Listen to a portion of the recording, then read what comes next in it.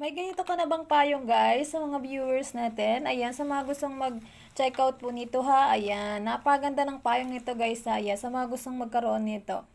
Ayan, punta lang po kayo sa ating TikTok shop, Arcade Shop. Ayan po, ito po yung handle ng payong nito. Napaganda niyan guys ha, sa mga gustong, pwede po siyang pwede po siyang isabit sa mga sa mga bag. Ayan guys ha, pwede po siyang isabit sa bag. Ayan po, naka 20 ribs na po ito. Ayan, 20 ribs na yan guys ha. Paikot po yan 10 ribs. Tapos may mga dubli siyang tadyang.